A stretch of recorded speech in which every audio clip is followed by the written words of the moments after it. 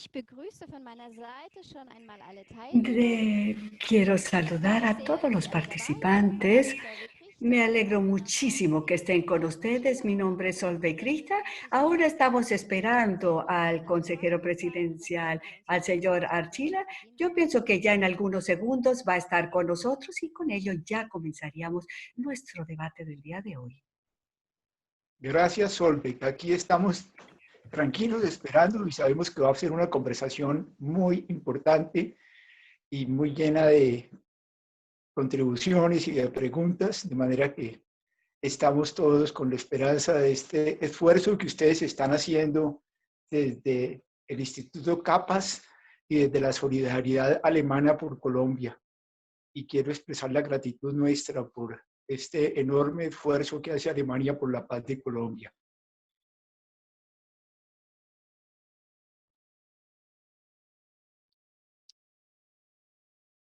Bedanke mich sehr, das ist Namen aller. A ustedes muchísimas gracias. En nombre de todos, es realmente para nosotros un honor y yo me alegro mucho.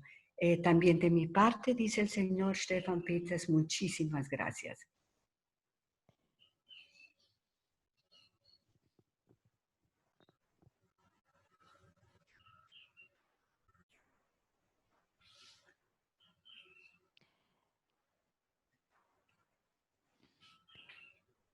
Ich begrüße, wenn ich es richtig gesehen habe, Herrn Archila. Yo saludo, si estoy viendo bien, estoy viendo al señor Archila en nuestras pantallas. Lo saludo, señor Archila. Sea usted muy bienvenido. ¿Usted me puede escuchar, señor Archilo? Por favor, ¿puede afirmar con la cabeza brevemente si nos escucha? Is there a way that I can choose the language? I do not speak German. I'm sorry. Herr Archila, können Sie bitte... Señor Archila, por favor, ¿puede hablar en español? Nosotros tenemos una intérprete que traduce del español al alemán y viceversa. ¿Escucha, señor Archila? Ya lo logré. ¿Sí? Sí, señora. Sí, jetzt. Ja, Sí, ja, señora. jetzt. Gut. Herzlich willkommen, Herr Archila. Mein Name ist Solveig Richter. Ich werde heute auch für Sie... Sea usted muy bienvenido, señor Archila. Mi nombre es Solveig Richter y también voy yo a hacerme cargo de la moderación para ustedes y para usted. Gut, ich denke, dass wir jetzt alle Teilnehmer an Bord haben. Muy bien. Yo pienso que ya todos los participantes se han conectado de tal manera que si no hay ninguna pregunta en cuanto a la técnica, pues entonces comencemos con nuestro evento. Sean todos bienvenidos, todos los participantes a este debate panel del proceso de paz en Colombia en tiempos de corona. Mi nombre es Solveig Richter y yo voy a ser la moderadora en este debate. Mi nombre es Solveig Richter.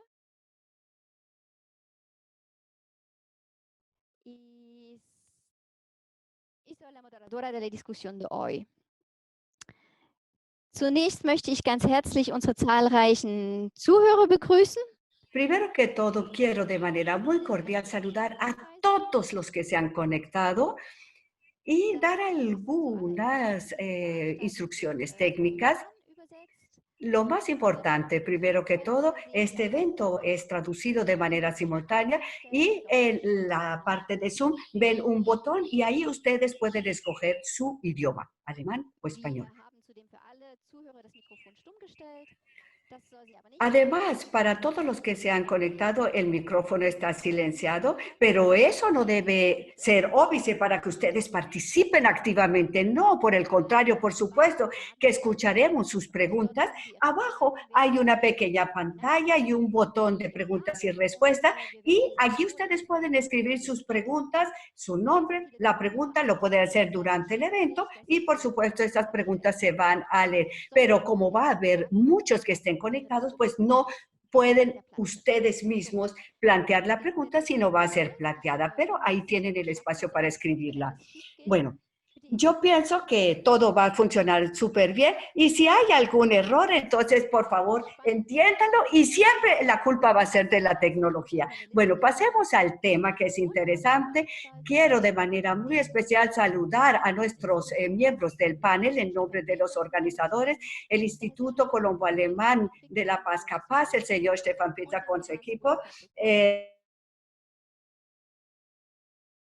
de paz y conflicto y también el PRIF. A todos ustedes quiero realmente saludarles muy bienvenido. Quiero darle la bienvenida al viceministro de Relaciones Exteriores. Tiene un portafolio muy amplio, pero sin duda alguna Latinoamérica es central para él. Él también por durante muchos años, miembro del Parlamento Alemán del Bundestag. Igualmente quiero saludar al doctor Emilio Archila. Él es consejero de la paz para la estabilización y consolidación.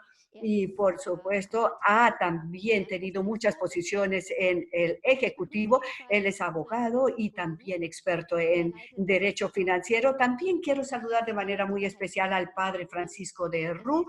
Él es el presidente de la Comisión de la Verdad en Colombia. Él es jesuita y para este cargo realmente él ha estado muy comprometido desde todo punto de vista para la superación de este conflicto.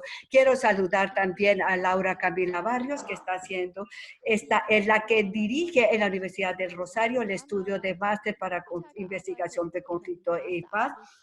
Y ella trabajó también para la cooperación internacional y ha hecho sus estudios. También quiero saludar al señor Stefan Peters, él es director fundador del Instituto Capaz y al mismo tiempo catedrático de investigación en paz en Gießen y él tiene que ver con estatismos y inequidades en Latinoamérica. Yo misma soy catedrática junior para conflicto, management de conflicto y también nosotros trabajamos en la Universidad de Erfurt, somos partner de Capaz y desde hace varios años realmente trabajamos intensamente el tema en Colombia.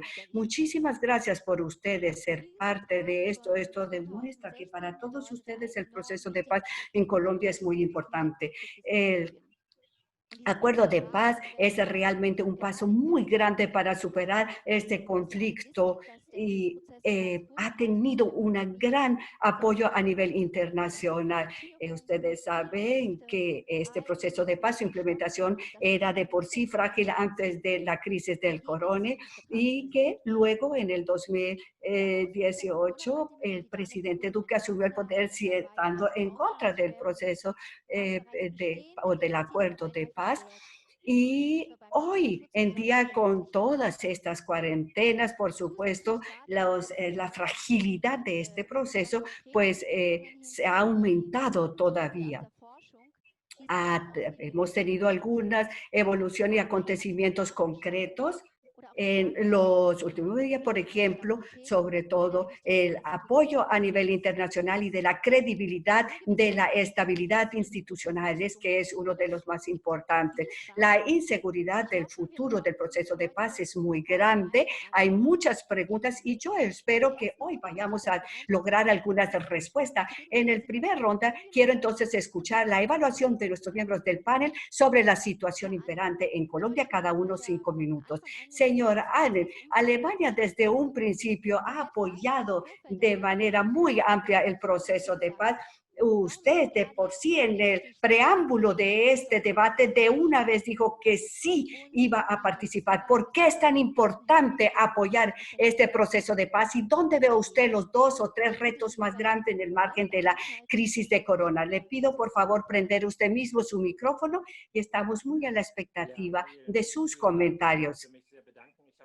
Sí, muchísimas gracias. Quiero agradecerle. Yo estaba mirando, hay más de 400 personas conectadas. Me alegro muchísimo y quiero darle las gracias al Instituto Capaz de que nos haya generado esta oportunidad. Pues y en su introducción usted también abordó este tema. Por supuesto que a nivel mundial todos estamos pues ocupados con la pandemia Y por ello yo pienso que en este tiempo es cuando más se necesita socios estables. Y las relaciones colombo-alemanas datan de mucho tiempo y en los tiempos más difíciles han salido adelante y se han garantizado. No quiero desviarme del tema, pero sin embargo quiero decir que nosotros hemos tenido una muy buena cooperación con el gobierno colombiano. Nos ayudó muchísimo, por ejemplo, al traer de regreso más de 1,000 ciudadanos alemanes a Alemania.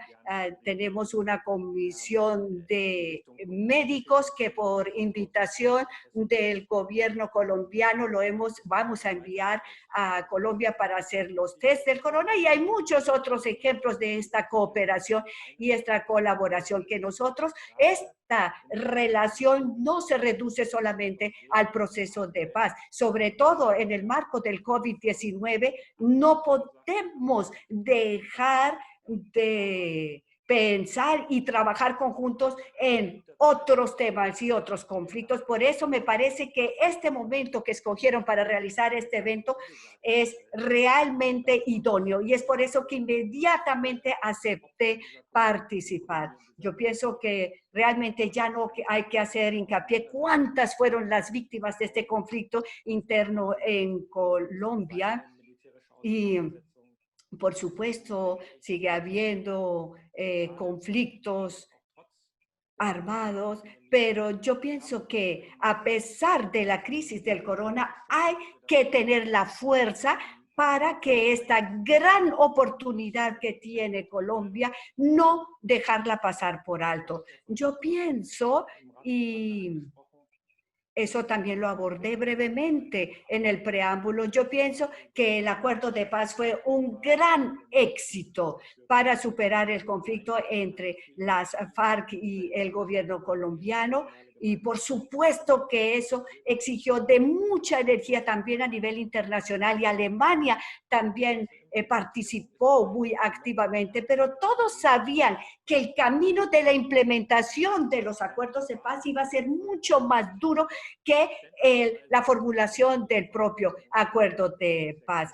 Por supuesto, nosotros decimos que los dividendos de paz, que eso lo sabemos que es muy difícil y que no solamente la responsabilidad la tiene el gobierno, sino también los grupos de guerrilleros. Y sin embargo, aquí hay muchas diferencias a nivel regional en Colombia. Por supuesto, aquellos que estaban en medio de este conflicto pues tenían unas expectativas mucho más grandes también con el marco de la desmovilización, pero lo que se ha dado es un gran paso en el logro hacia el futuro, y eso no se puede pasar por alto. Como viceministro también puedo decir algo en nombre del gobierno alemán. Por un lado, vemos los grandes éxitos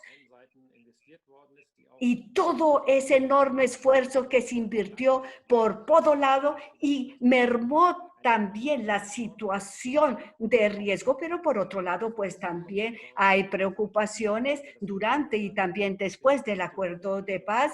Y quiero entonces también decir que sobre todo las áreas rurales, donde sigue habiendo mucha violencia de los derechos humanos y en algunas regiones rurales hasta han aumentado, de tal manera que por supuesto la población civil es la que más sufre, y por supuesto que esto tiene efectos sobre el clima político en Colombia, pero también tiene efectos sobre fenómenos que conocemos hace muchos años, la economía ilegal, de estructura criminal, pero también el nivel de pobreza en estas regiones. Y aquí hay un punto que para mí es muy importante, y yo creo que no se va a sorprender, y es la violencia que sigue, sobre todo en aquellas regiones afectadas y que son activos políticamente.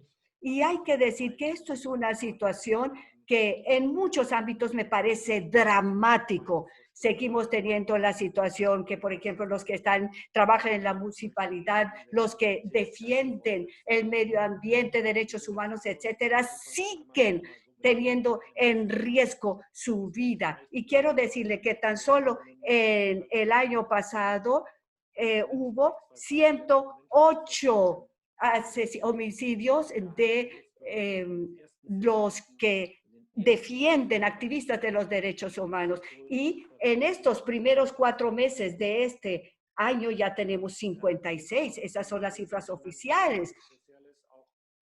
También sabemos que nos informan en Alemania y los líderes sociales nos mandan estos informes constantemente y muchos de los líderes sociales son víctimas de este procedimiento y nosotros vemos con gran respeto que el gobierno colombiano está tratando de proteger a estas personas, pero también quiero decir que estas medidas en el marco de la crisis de corona, por favor,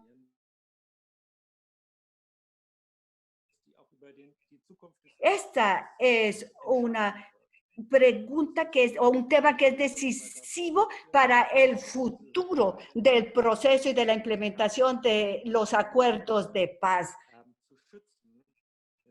Tenemos que proteger la vida de estos líderes sociales y pues lamentablemente tenemos ejemplos en la historia colombiana, si pienso en procesos de paz anteriores, en los que también hemos vivido que después de un acuerdo de manera sistemática amenazaban y mataban a estas personas. Y por eso puede minar prácticamente la confianza en la voluntad política. Y por eso me parece que esto es un punto muy importante para también poder tener más avances, que nosotros le damos la bienvenida a Alemania en este acuerdo de paz. Ha participado y nosotros pues tenemos grandes expectativas a pesar de que sí tenemos pensando en esta problemática, pero es muy importante ver la población en estas regiones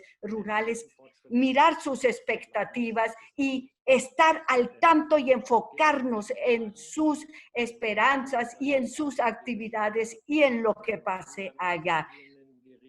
Por supuesto que hay que preguntar qué va a pasar con las otras guerrillas que aún existen, no solamente la situación del COVID-19, sino también la situación dramática humanitaria en Venezuela. ¿Qué va a pasar con eso? Por supuesto que no voy a abordar este tema, pero por supuesto hacemos gran seguimiento a estos temas y por supuesto estamos tratando de dar esa ayuda humanitaria a esas regiones en conflicto y por supuesto apoyar y seguir colaborando y cooperando con el gobierno colombiano. Muchísimas gracias por la organización, muchísimas gracias por la iniciativa y estoy muy a la expectativa de los aportes de todos los panelistas. Estoy impresionado de todos los que se han conectado.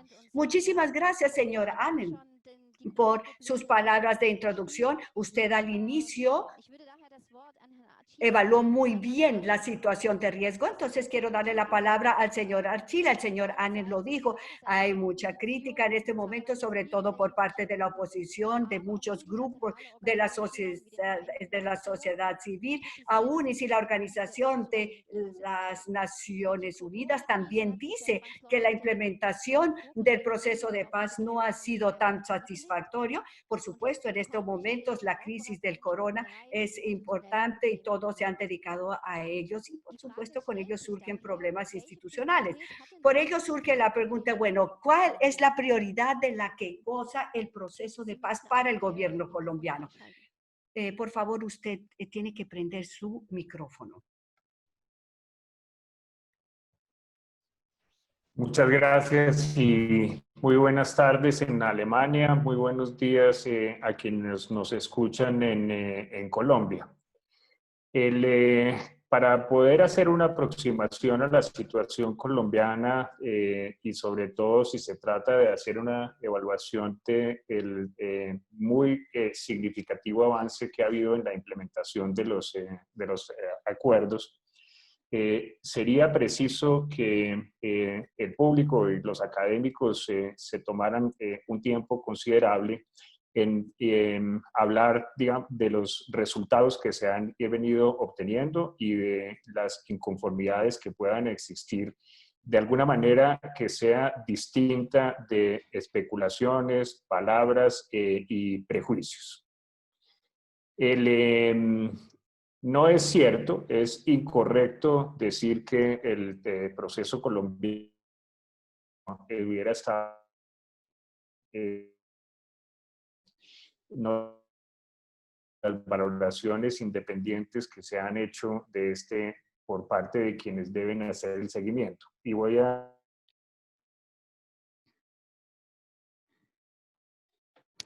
apoyo Herr de la Archila, können Sie noch Universidad mal de... ganz kurz, ich würde Sie ganz kurz bitten, noch einmal kurz Señor anzufangen. Archila, ¿puede por favor decir las últimas frases otra vez? No se escuchaba bien. Se va el momento, se va el sonido suyo. Da Ihr Ton leider ab und zu Mencionaba que el Instituto Kroc, que está previsto en el acuerdo de paz para hacerle seguimiento a la evolución, tiene el apoyo de la Universidad de Notre Dame con la matriz más robusta que existe sobre seguimiento a procesos de implementación. Y sistemáticamente en todos los reportes que ha dado, menciona que los avances que tiene el proceso colombiano son equiparables a los procesos más exitosos que ha habido en la historia de la humanidad. Para poder entender lo significativo de esto, hay que ver que el proceso colombiano es el proceso que en toda la historia del mundo ha otorgado más garantías a los excombatientes y ha pretendido tener una comprensión más significativa respecto de las variaciones que deben darse en el mundo. Si uno analiza, ese es un buen ejemplo, si uno analiza lo que hemos logrado en Colombia durante solo 3 años y lo compara con el proceso inmediatamente anterior que se consideraba exitoso, que era Irlanda, vemos cómo en la mayoría de los frentes Colombia ha alcanzado en 3 años lo que en el caso de Irlanda se demoró 10 y en algunos casos 20 años. Nosotros en 3 años cambiamos nuestra constitución, abrimos el espacio para la participación del partido político FARC, tuvimos las elecciones más pacíficas al Congreso que ha habido, están en este momento los congresistas de las FARC. En ese mismo tiempo abrimos las elecciones locales, tuvimos la participación del partido FARC en las elecciones más pacíficas de los últimos 60 años, gracias a la protección que el gobierno les dio. Ningún excombatiente que fuera candidato tuvo ninguna afectación y hoy en día ya participan tanto de los gobiernos municipales como los gobiernos departamentales donde hubieran sido elegidos. Eso que acabo de decir, a Irlanda le tomó 10 años, requirió que abrieran sus acuerdos y que cayeran en cuenta de que debían hacer eso. En solo 3 años, nosotros cambiamos la Constitución, abrimos el espacio para las 3 instituciones de la justicia transicional, les dimos como país las normas que deben seguir, se montaron las 3 instituciones, la Comisión de la Verdad, la Unidad de Búsqueda de Desaparecidos y la Justicia Transicional, y en solo 3 años las 3 ya están funcionando.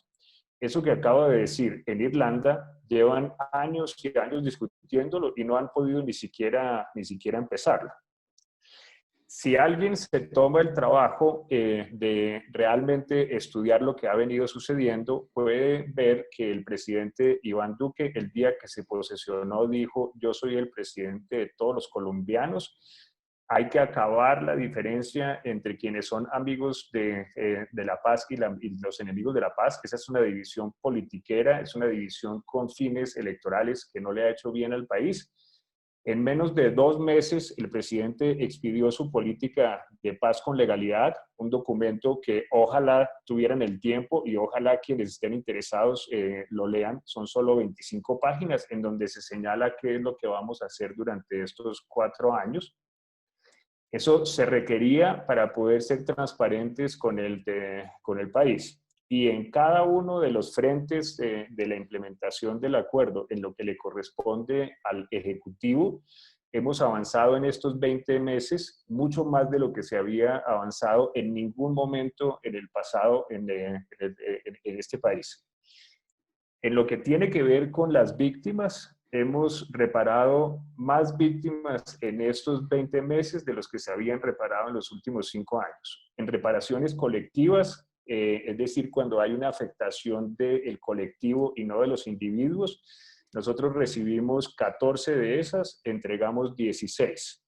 En materia de protección a los excombatientes, de cuidado a quienes están en el proceso de pasar de la guerra a la vida civil, en 20 meses, escúchese esto bien, en 20 meses, el 98% de ellos están en el sistema financiero, el 85% de ellos están en el sistema de salud colombiano, el 85% de ellos están en el sistema de pensiones. Tenemos en este momento 1.300 empresas que cubren entre 1 y 2 excombatientes. Tenemos en este momento 50 empresas de las que llevan entre 15 y 20 otras 30 de esas, en 30 de esas empresas y un sistema supremamente robusto para proteger a los excombatientes, más fuerte del que en ninguna parte se ha sido. Las Naciones Unidas ha reconocido esto. Quiero mencionarle, viceministro, que yo sé que su embajador seguramente le ha reportado esto.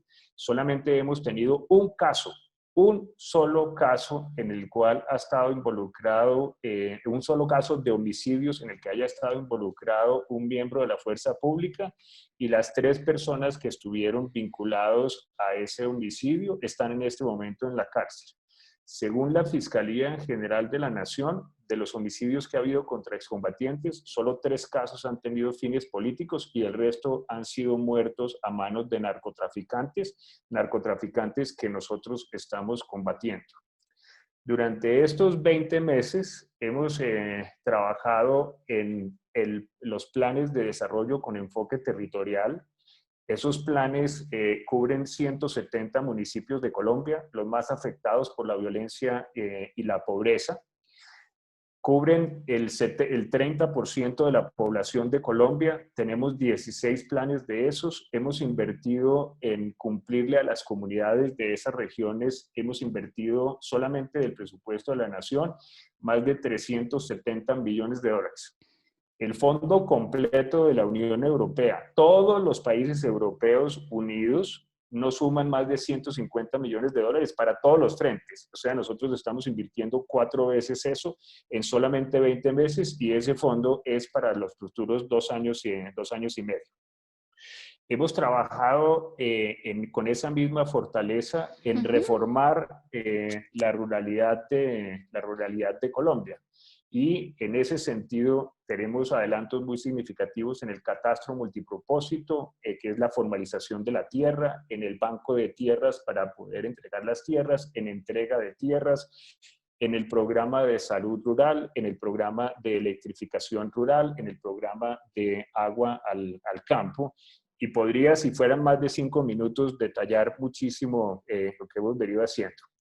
Termino mencionando que puede ser importante que durante estos 20 meses el primer ministro alemán estuvo en Colombia, el presidente de Alemania estuvo en Colombia, el representante especial para el proceso nos visitó varias veces y yo mantengo una relación muy cercana con el gobierno alemán que recibe información de todas partes.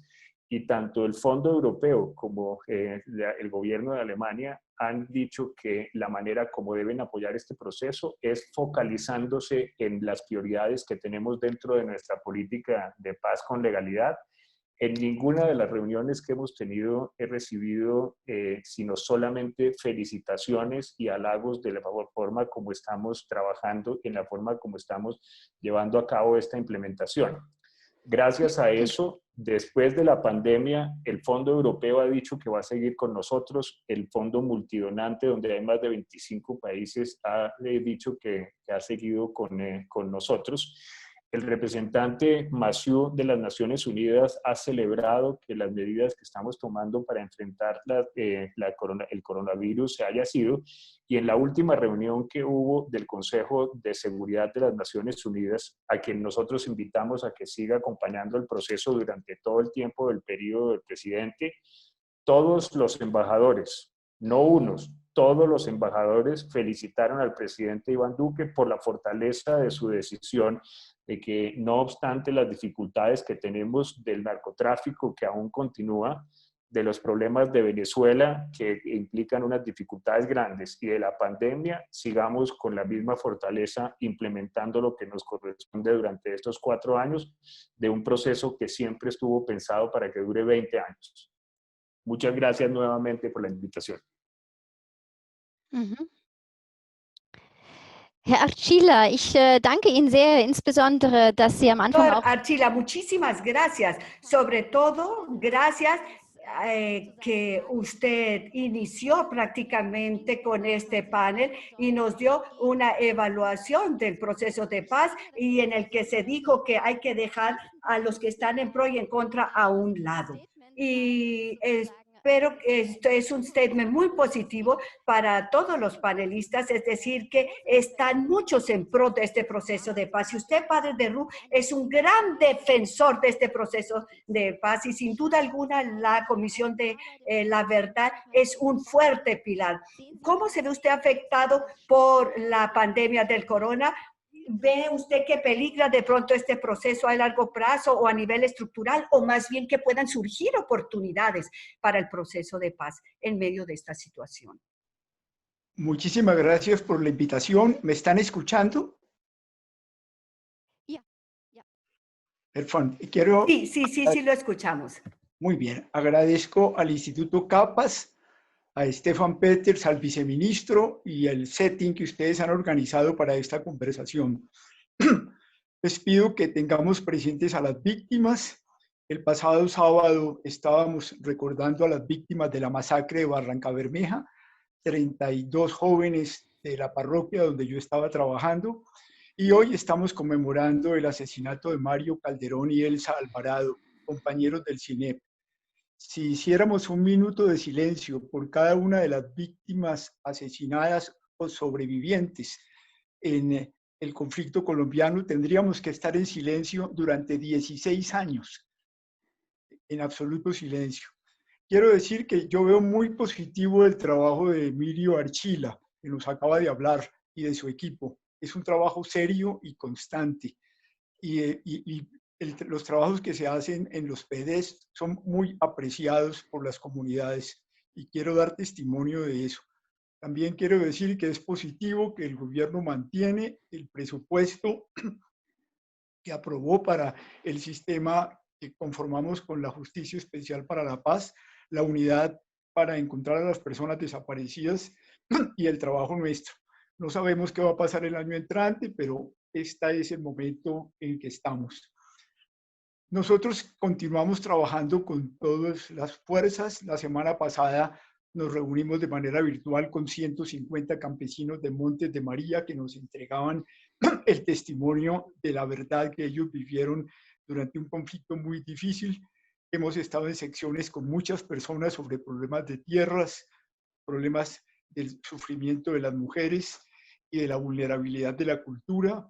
Hemos estado recibiendo testimonios de paramilitares y de guerrilleros vía virtual en las cárceles directamente, y hemos utilizado para eso los sistemas, y hemos hablado con militares a quienes hemos podido incluso encontrar de manera directa para tener acceso a los informes secretos. Creo que lo que hemos arreglado la semana pasada nos da una vía amplia posteriormente a que nosotros pedimos a propósito informes por problemas de inteligencia militar.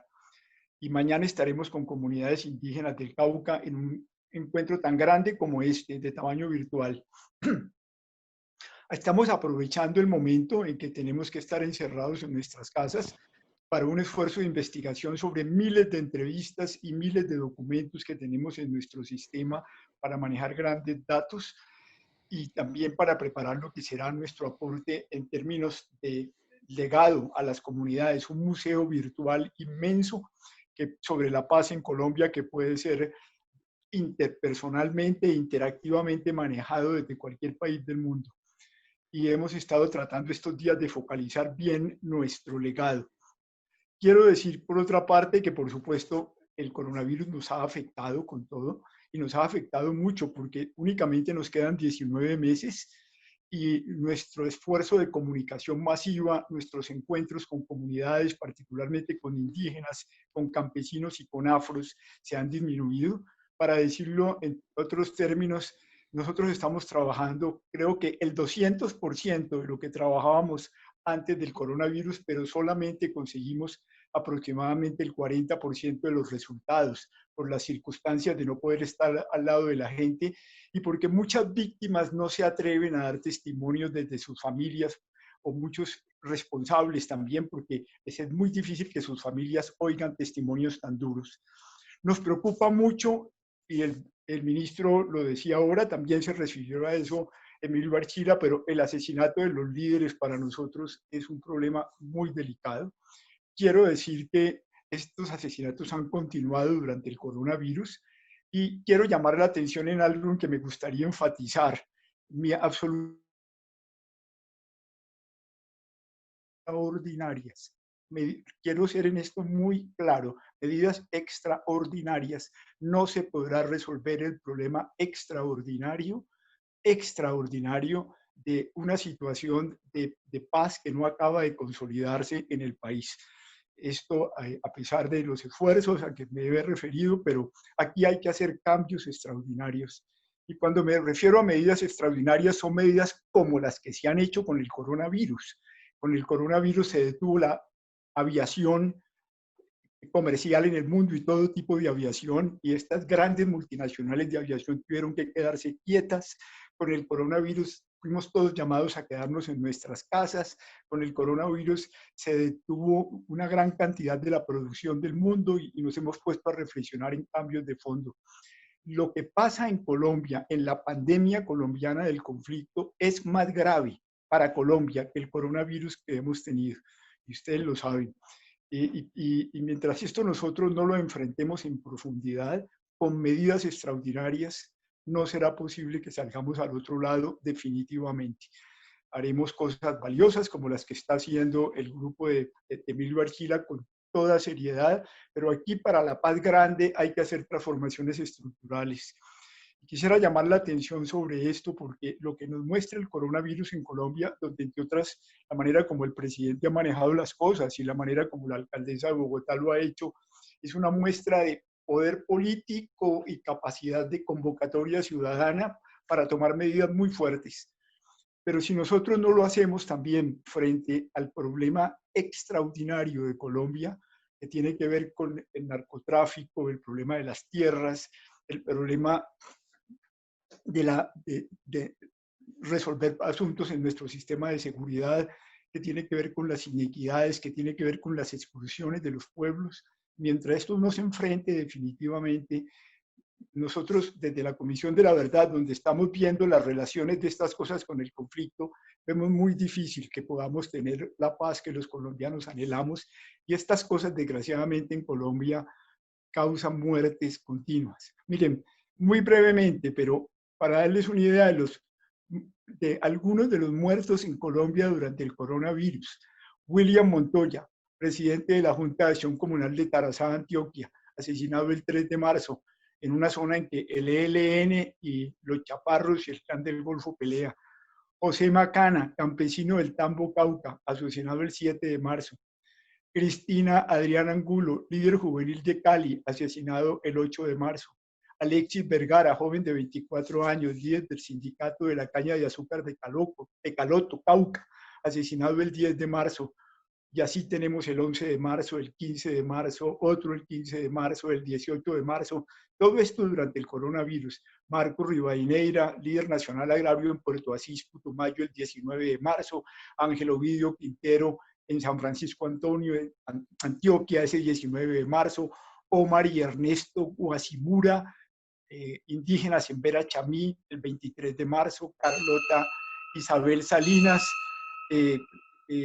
estaban trabajando por repartir mercados del coronavirus. Los asesinan a Carlota la asesinan en San Pablo Bolívar el 24 de marzo. Alejandro Carvajal lo asesinan el 26 de marzo en Sardinata, norte de Santander. Luis Soto el 26 de marzo en Córdoba. Marigi Cuina, indígena en Paniticá, Cauca, el 27 de marzo, y luego el 4 de abril, el 11 de abril, el 15 de abril, el 17 de abril, el 20 de abril, el 22 de abril, de nuevo el 22 de abril un líder de la Marcha Patriótica en el Naya, una vez más el 22 de abril un líder UBA de las marchas de erradicación de la coca, Alejandro Ginás, líder ambiental, asesinado en la vereda de Calabazo el 23 de abril, Floro Zamboní, presidente de la Junta de Acción Comunal de Loma Larga el 24 de abril, luego tenemos y así, el 4 de mayo, el 12 de mayo, el 13 de mayo, el 15 de mayo, el 16 de mayo, Freddy Langarita Martínez, líder de Tierras en Cúcuta, el 16 de mayo, Jorge Enrique Oramas, ambientalista, el 16 de mayo en Cali, y ayer asesinaron a otro de los que dejaron, otro de los excombatientes de las FARC. Este año, durante el coronavirus, han sido asesinados 8 excombatientes de las FARC, y en el año 22, 199 de los excombatientes han sido asesinados desde que dejaron las armas. Posiblemente si uno compara estas cifras con otras partes, pues podría decir que puede estar tranquilo, pero estos son dramas humanos muy, muy graves. Y a mí me hacen pensar el día en que en una de las carpas cuando veo que ya estamos llegando al tiempo, les agradezco mucho. Sí, decirles repetir que es un momento en que tenemos que tener medidas extraordinarias para poder cambiar este impacto tan hondo en Colombia de nuestro conflicto armado interno.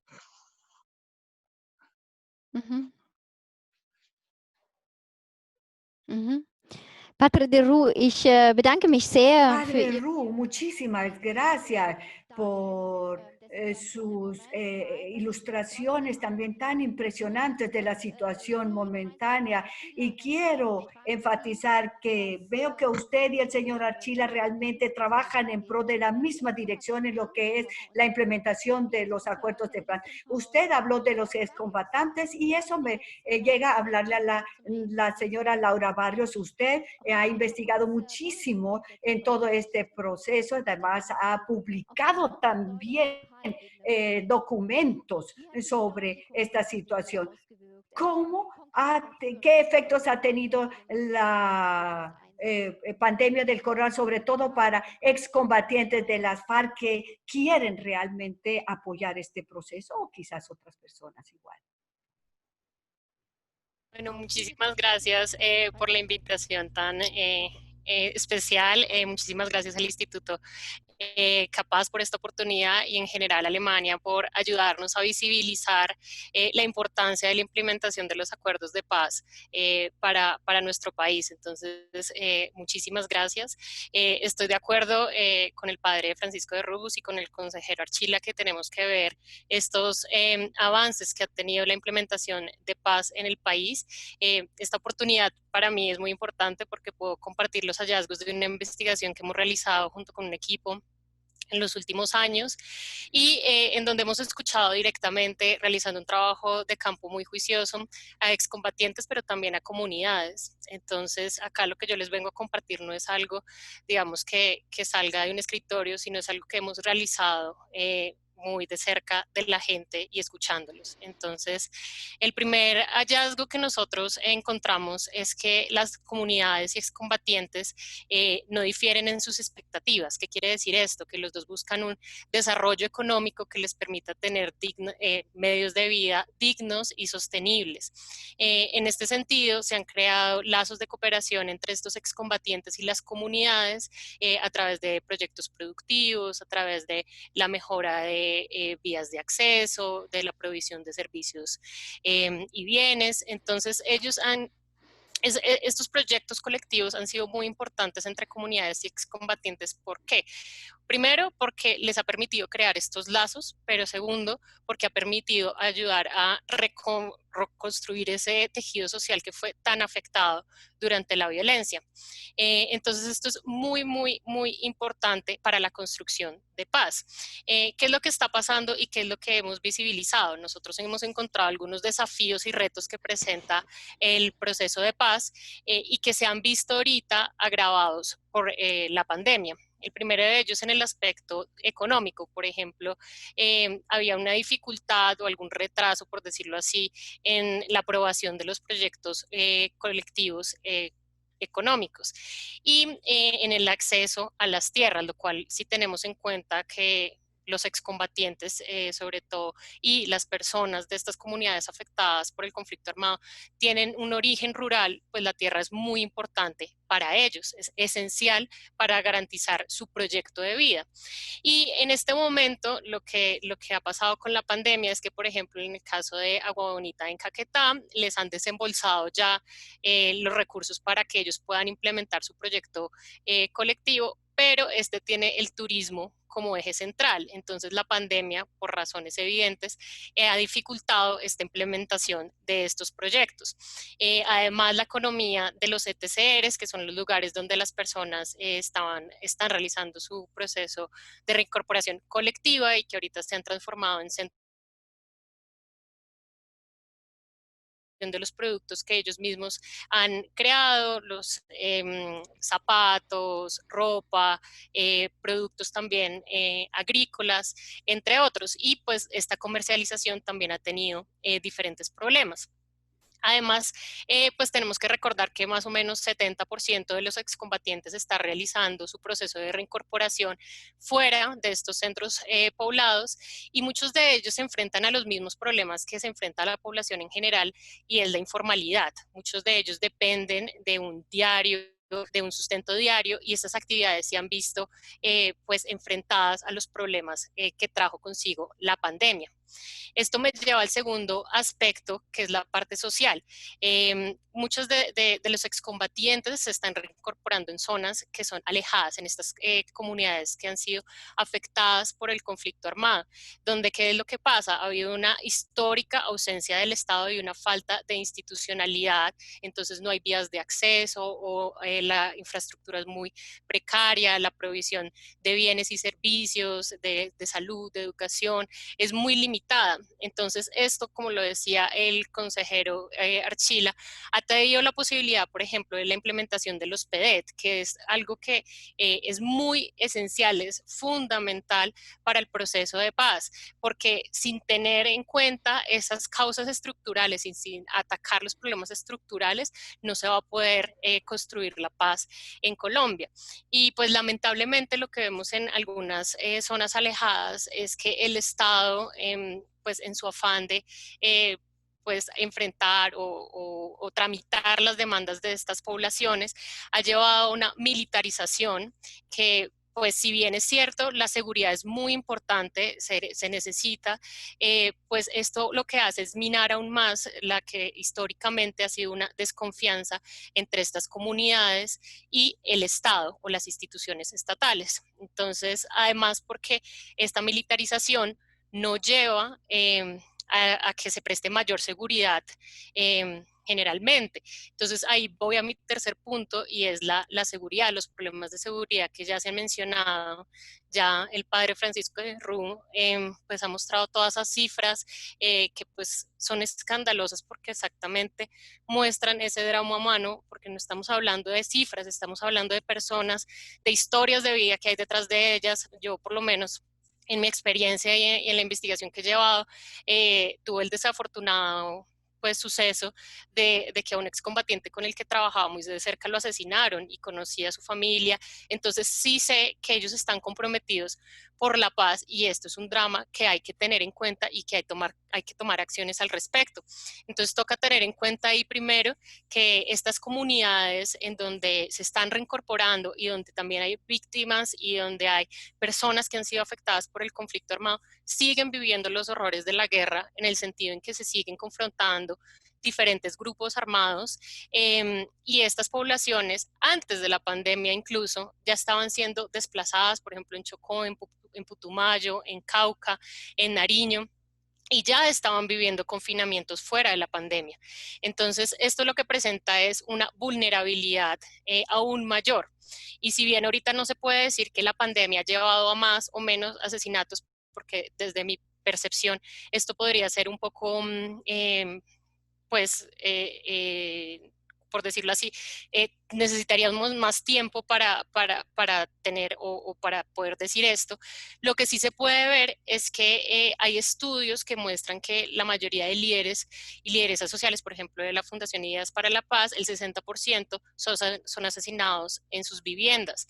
Y la pandemia lo que ha hecho es que su ubicación sea más predecible, por una parte, y por otra parte, que la falta de movilidad o las restricciones de movilidad, pues los hagan un blanco seguro.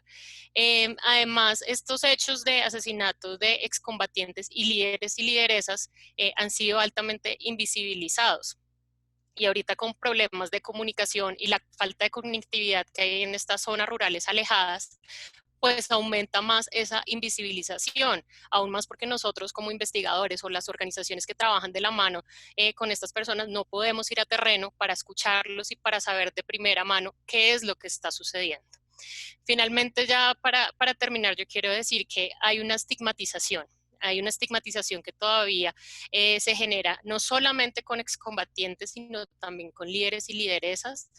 Hay una estigmatización no solamente por parte de la opinión pública o de algunas personas, sino también por fuerza pública que nosotros hemos escuchado y que ha llevado no solamente, digamos, a que se puedan volver más fácil objeto de persecución, sino también que ha llevado a los falsos positivos judiciales, como se conocen en Colombia, en donde se les ha abierto procesos o se les ha hecho montajes para ser judicializados, lo cual es muy grave.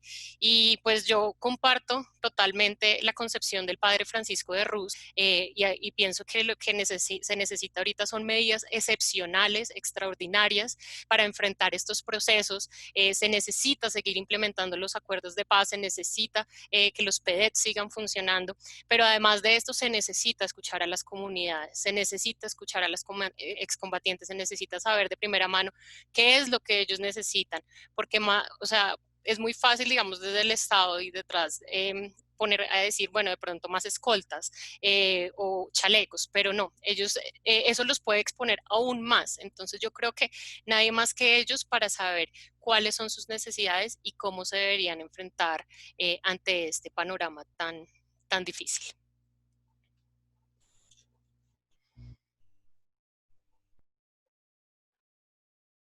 Muchísimas gracias, señora Barrios. Y el panorama que hemos escuchado realmente es un panorama, es una confesión muy amplia frente al proceso de paz, pero también por parte de aquellos que están activos en el proceso de paz son los que más peligran. Y eso es una gran paradoja. Y por eso quiero darle la palabra a Stefan Pinteas.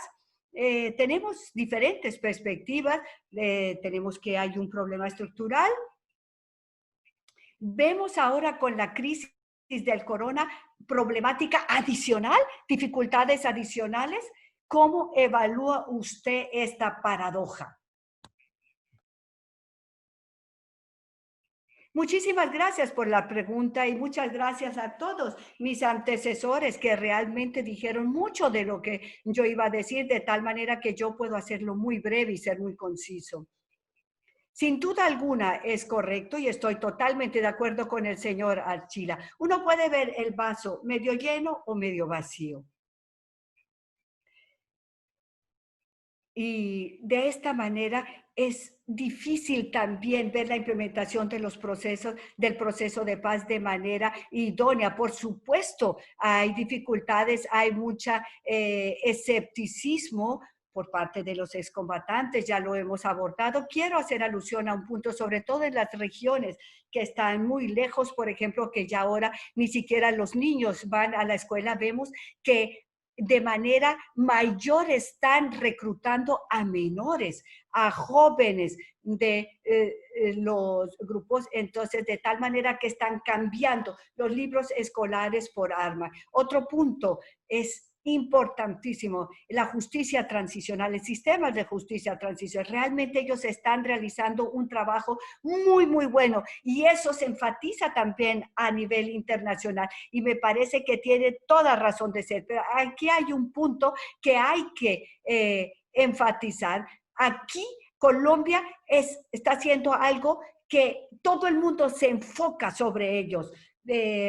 También la orientación hacia las víctimas, el trabajo a nivel regional con los indígenas, con los afrocolombianos, con los campesinos. Por supuesto que esto ahora es más difícil, también la investigación que se está haciendo no se puede hacer en épocas de pandemia como uno quisiera.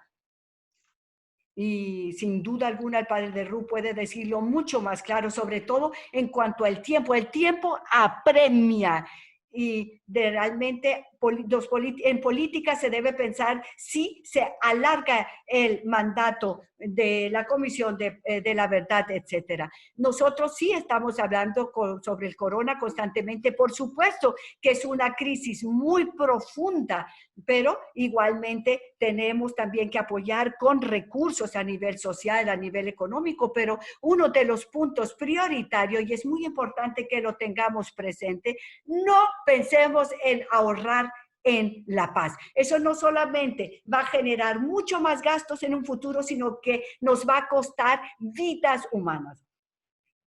Si vemos en esta mesa redonda, si vemos este compromiso que se tiene con la paz, y esto es un punto muy importante, ese compromiso con la paz, aún y si las luces al inicio donde todo el mundo y a nivel internacional se enfocó en el acuerdo de paz, ese compromiso sigue siendo central, no solamente por parte del gobierno colombiano, sino también de la comunidad internacional. Por un lado, esto significa más recursos, esto se requiere, la paz no se va a tener sin recursos, pero le quiero decir que no hay mejor inversión que para la paz si se quiere prosperidad para todos, si se quiere desarrollo para todos y sobre todo si pensamos en los Millennium Goals, en Sustainable Goals, en las metas de sostenibilidad en el marco de las Naciones Unidas es importante. Y me parece que hay un punto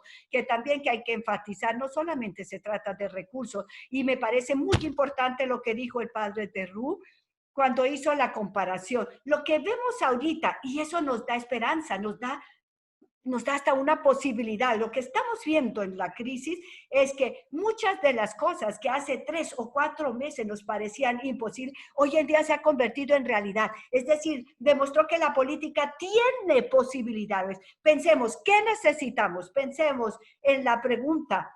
Es una pregunta que llevamos debatiendo a nivel internacional hace muchos años. Exportaciones de armas. Hay muchos medidas que se están tomando, pero ser consecuente ahí, esto es un punto central. Segundo, de todo lo que es el narcotráfico, política. Glifosato no es la solución. Glifosato pueda que mejore el balance del consorcio en Leverkusen o, por ejemplo, que les gustan los que están más allá del Río Grande, pero la química no solucionará la violencia ni los problemas. Y a mí me parece que sobre todo a nivel local tenemos desarrollos sociales donde no debemos olvidar que sobre todo a muchos de ellos que siembran la hoja de la coca lo hacen porque no tienen otra alternativa. Y esto para mí es muy importante, sobre todo en un setting internacional. No miremos solamente a Colombia, miremos el consumo en Europa, en otros países donde se está consumiendo. Esa parte no podemos dejarla de lado. Tenemos que decir a nivel internacional que la política de lucha contra las drogas ha fracasado. Durante años hemos hablado de prohibiciones y a través de represiones hemos tratado de controlar esto, pero los resultados nos demuestran que no fue efectivo. Y entonces, ¿esto qué significa? Que en este momento estamos implementando cosas nuevas, out of the box. Pensemos en una regulación o en un reglamento internacional del mercado de las drogas. Pensemos en alternativas. Alemania es parte del Consejo de Seguridad de las Naciones Unidas, de tal manera que sí hay posibilidades también a nivel europeo. Somos un big player. De tal manera tratemos de encontrar aquí soluciones que van más allá de lo que hemos visto hasta ahora. Stefan Peters, muchísimas gracias también por esas palabras tan claves. Y en esta primera parte hemos visto que hay una gran voluntad para la implementación del proceso de paz, que hay realmente identificación, pero que hay problemas en la implementación, sobre todo darle protección a los grupos que están en riesgo a nivel local y también medidas para implementarlo a nivel local. Bueno, entonces, quiero darles a los miembros del panel la posibilidad de abordar uno u otro punto que hayan abordado los demás colegas en el panel, pero especialmente cómo ven el papel de Alemania. Por favor, que sean muy concisos y precisos en sus comentarios, 1, máximo 2 minutos, para después también abordar preguntas. Señor Annen, quisiera comenzar con usted. El señor Archila dijo que hay un gran compromiso por parte del gobierno, por supuesto, él mismo con todo su equipo para apoyar el proceso, la implementación del proceso de paz. ¿Qué puede hacer Alemania?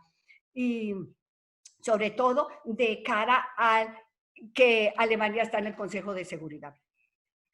Brevemente, señor Annen, por favor, ponga el canal alemán para que pueda ser traducido. Muy bien, gracias. Sí, muchas gracias. Muchísimas gracias nuevamente por todos los aportes. Me alegré muchísimo volver a escuchar y a ver al padre de Ru a través del video. Nosotros hemos hablado con el padre de Ru en Capaz y al señor Archila, muchísimas gracias. Realmente usted abordó muchísimos puntos que usted enfatizó y que realmente en esta relación y cooperación colombo-alemana, realmente usted ha implementado, ha abordado, y que no siempre ha sido fácil, pero realmente muchas gracias por todo esto. Yo abordé algunos puntos que me generan preocupación, sobre todo el número de personas, de los líderes sociales que han perdido sus vidas y que se sienten amenazados. Es una situación que también se ha convertido en un tema para las Naciones Unidas. Sin embargo, la verdad, hay mucho optimismo en mi persona porque veo que hay mucha gente comprometida con la implementación del proceso de paz. Y el señor Archila tiene toda la razón. Si miramos y comparamos qué otro país ha podido realizar las bases políticas hasta cambiar la Constitución y hacer de ello un fundamento para su política, realmente vemos que esto requirió de mucho esfuerzo de la sociedad. Alemania se siente comprometido con Colombia porque Alemania desde un principio apoyó este proceso y en algunas partes del proceso de paz, de hecho, se nombra este país.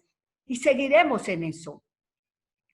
Quiero decirles, Alemania, como amigo de Colombia, no está en condiciones de generar la paz en Colombia, sino lo que podemos hacer es hacerle ofertas a la sociedad civil. Tenemos una cooperación muy estrecha con el gobierno colombiano y por supuesto también con entidades a nivel regional y podemos trabajar con la expertise que tenemos del gobierno alemán y también apoyo de las ONGs, darle apoyo técnico, etcétera. Y yo pienso que no es exagerado decir que nosotros tenemos muy presente que Colombia no solamente consta del proceso de paz, por supuesto que es una parte esencial de nuestra agenda bilateral, pero es que nosotros tenemos una cooperación muy productiva a nivel económico, a nivel social, comercio, etcétera. Por ejemplo, yo abordé otro punto, la situación dramática en Venezuela que tiene efectos sobre todo el continente.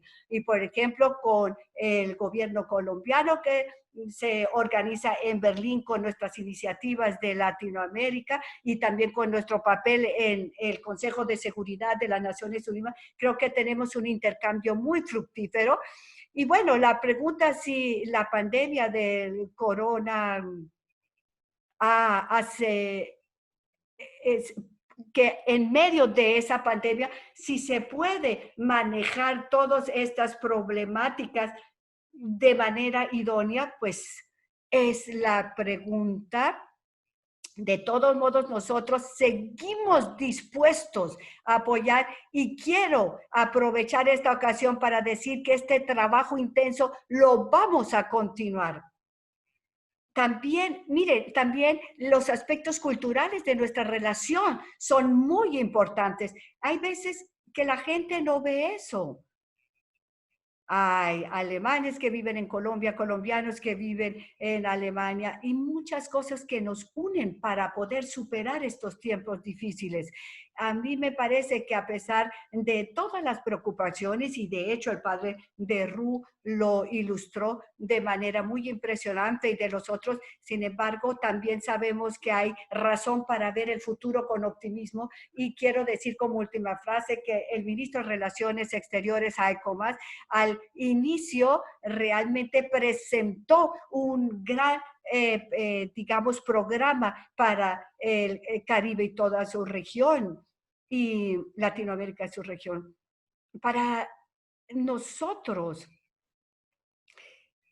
si miramos la situación y cómo abordamos este programa, por supuesto, coronavirus pues se metió entre medio, pero yo sin embargo estoy convencido que vamos a seguir y que muchos gobiernos latinoamericanos que nos contactan y colegas saben que Alemania está muy interesado en seguir y que lo ha hecho hace años y que esta cooperación colombo-alemana tiene prácticamente como un carácter pionero. Muchísimas gracias, señor Allen. Yo sé que el señor Archila tiene que irse porque tiene otra cita muy importante, pero solo una pequeña pregunta, señor Archila. Se ha demostrado que hay una paradoja. Por un lado, usted lo dijo, que hay muchos éxitos que se pueden demostrar y muchas cosas se han implementado en el marco del proceso de paz. Pero por otro lado, la paradoja, que sobre todo aquellas que siguen siendo muy activos para el proceso de paz, para su implementación a nivel local, están desprotegidos.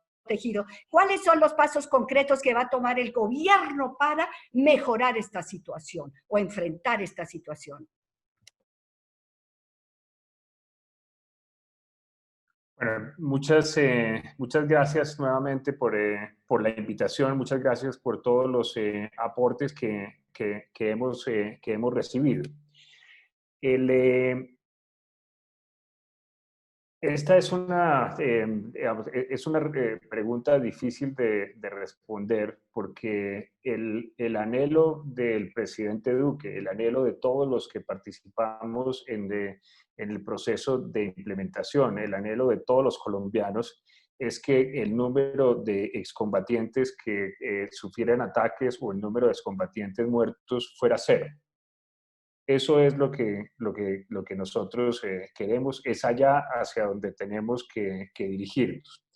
Entonces, cuando a mí me hacen esa pregunta y yo explico los esfuerzos que realiza el gobierno colombiano, no quiero que quede la sensación de que estamos satisfechos, porque como digo, el objetivo es que no haya ni un solo ataque y que no haya ni un solo muerto de los excombatientes.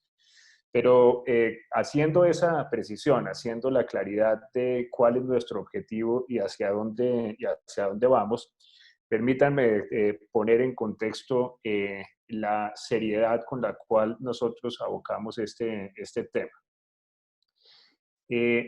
digamos, mal contados el número de excombatientes que están en el proceso de reincorporación, que son la absoluta mayoría de ellos, son 13.000. De esos 13.000, tenemos 3.000 que están en los antiguos espacios territoriales y más o menos 3.000 que están en las 5 grandes capitales de Colombia. El resto de ellos están dispersos en 500 municipios de Colombia, que quiere decir la mitad de nuestro país, mucho más del 80% del territorio, en una geografía que, para quienes no la conozcan, es una geografía supremamente compleja. A quienes están en el proceso de reincorporación colectiva, es decir, quienes están en los 24 antiguos espacios territoriales, tenemos un batallón completo del ejército y un batallón completo de la policía. El batallón completo del ejército protege el espacio territorial y el batallón completo de la policía da la seguridad a los alrededores. Eso quiere decir más o menos 200 entre hombres y mujeres dedicados a la protección de cada uno de sus espacios y los alrededores. Ese, como menciono, es un esquema de seguridad que ha sido alabado por parte de las Naciones Unidas y puesto como ejemplo de muy efectivo. Adentro de los espacios territoriales hemos tenido 12 incidentes y los 2 incidentes, debo aclarar, ya han sido resueltos por parte de la Fiscalía y ya tienen sentencia condenatoria contra quienes fueron los actores intelectuales y los autores materiales, pero han sido 2. Ojalá hubieran sido 0, pero no han sido sino 2. Por fuera de los espacios territoriales, tenemos 7.000 colombianos que pueden estar en cualquier parte del país. En términos numéricos, en Colombia, digamos, en promedio de los colombianos, hay un policía por cada 500 colombianos. Ese es el nivel de protección que tenemos los colombianos. Y nosotros, entre miembros del ejército y miembros de la policía, tenemos un miembro de la fuerza pública por cada 16 excombatientes. Además de eso, tenemos una mesa en donde participan todas las entidades del Estado. Yo coordino esa mesa. Ahí están presentes el Ministerio de Defensa, el Ministerio del Interior, el Ejército, la Policía, el Cuerpo de Élite de la Policía, la Agencia de Inteligencia, la Defensoría del Pueblo, la Procuraduría, la Fiscalía General de la Nación. Tenemos en este momento más de 45 medidas especiales para protección de excombatientes que van desde temas de no estigmatización hasta un cartel de los más buscados, en donde están las 30 cabecillas de las entidades que los han estado matando, los cabecillas, con recompensas de hasta 500 millones de pesos, que en Colombia quiere decir un montonón de plata. Esas medidas le hacemos seguimiento una vez cada 15 días los operativos y yo me reúno con los cabezas de las entidades una vez cada semana. Esas medidas las llevamos a los territorios. Yo he estado en por lo menos 5 departamentos antes de que iniciara la pandemia, mirando las particularidades que se dan respecto de los ataques. Ahora, cuando hemos ido a los territorios, ¿qué hemos encontrado? Y no dicho por mí, dicho por parte de la Fiscalía, que es quien hace las investigaciones. Lo que ellos han dicho es que las razones por las que ha habido muertos no es en su condición de excombatientes. Y puedo poner el ejemplo que Laura traía, que es la zona de Ituango. Yo estuve personalmente en Ituango. Allá ha habido alrededor de, si no estoy mal, 11 homicidios. De esos 11 homicidios, ninguno ha sido por causa de ser excombatiente.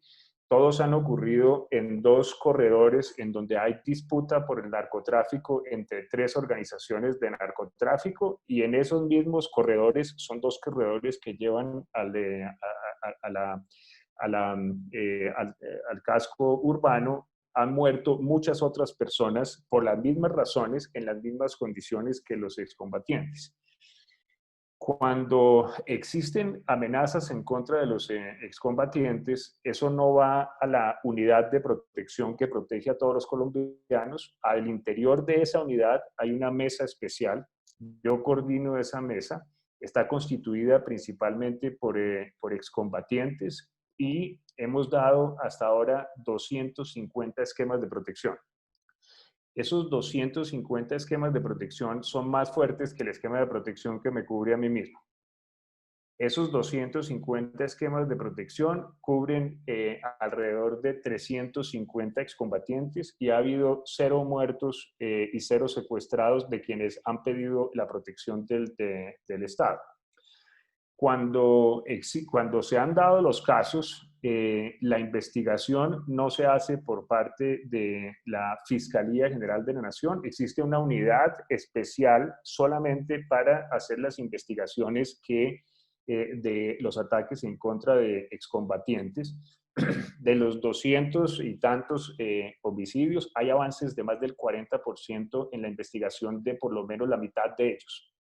Tenemos en este momento, en estos 20 meses, más de 25 sentencias en firme en contra de por lo menos 110 de los que han participado, y esto incluye tanto los cabecillas como los autores materiales.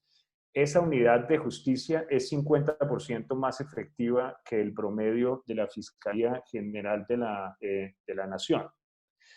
Durante esta época de pandemia hemos seguido trabajando, no hemos relajado para nada nuestros esfuerzos, y gracias a eso, durante estos meses de pandemia han caído 2 de los cabezas de las organizaciones más buscadas por parte de ellos.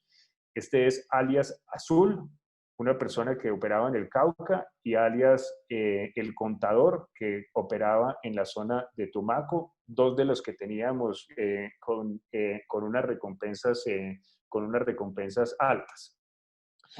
Así que, digamos, solo me bastaría recordar que en todo este proceso no ha habido sino un caso en el cual ha estado involucrada la fuerza pública. Eso no debió haber ocurrido, pero permítanme terminar demostrando, ilustrando cuál fue la reacción del Estado colombiano.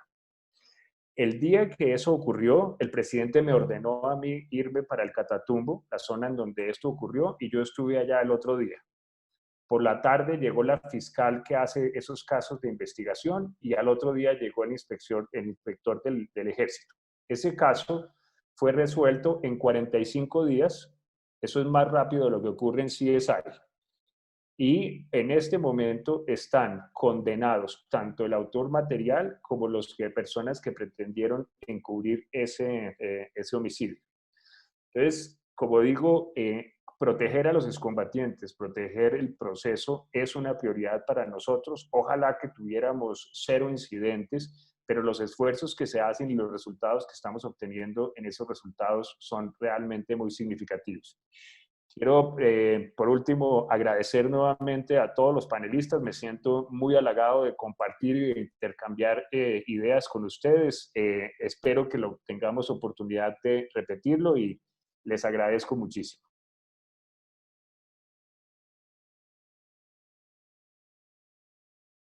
Señor Archila, muchísimas gracias. Muchísimas gracias, sobre todo por las explicaciones de las medidas que ha tomado el gobierno colombiano, sobre todo para proteger a los que más frágiles son en esas regiones. Y una pregunta ahora al padre de Ru. La percepción de muchos grupos y de muchos grupos que están en peligro de que el gobierno colombiano o el Estado colombiano no implementa las cosas tal como lo acaba de ilustrar el señor Archila, por ejemplo, en la parte del Catatumbo, sino que muchos se sienten solos. ¿Qué diría usted, padre Ru, frente a esta paradoja? ¿Y qué podría usted decir? ¿Qué puede hacer Alemania para la protección de este grupo más concretamente? Señor Archila, muchísimas gracias. No sé hasta cuánto nos pueda acompañar en este evento, pero en nombre de todos, especialmente en nombre de Capaz, muchísimas gracias por su participación. Fue muy enriquecedora. Señora Richter, quiero decirle que también tengo otro evento, pero si de un momento a otro me voy es por eso, porque tengo otra teleconferencia. Muchísimas gracias también al señor Annen. Realmente me alegro muchísimo por el hecho de que el señor Archila y el señor Anne nos han regalado tanto tiempo para este debate y por supuesto estoy consciente de que tienen muchas otras tareas. Muchísimas gracias por su participación. Vamos a darle la palabra al señor padre de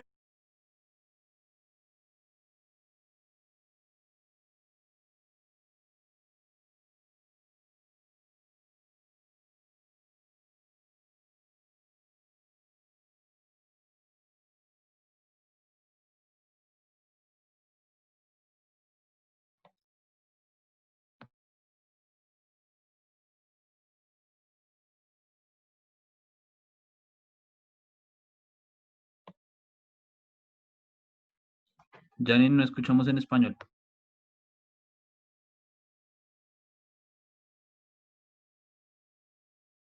Yo sí la estoy escuchando, sí.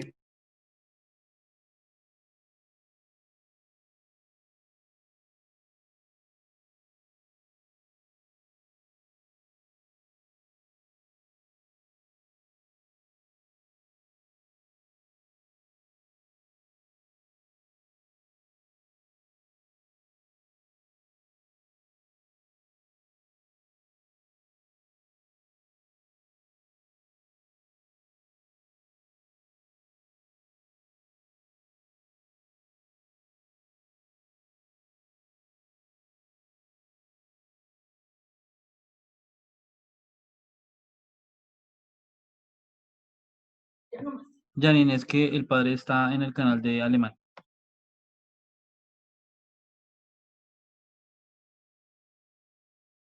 Ok, perdonen, por favor, ahora sí. Entonces, entonces quiero retomar, perdón.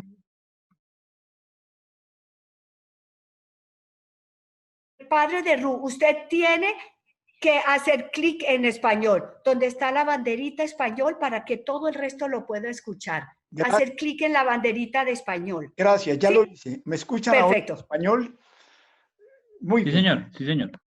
Gracias. No quiero simplemente decirles que aquí aparece un dilema moral público muy fuerte. El gobierno colombiano ha tratado de cuidar como paz a los excombatientes de las FARC.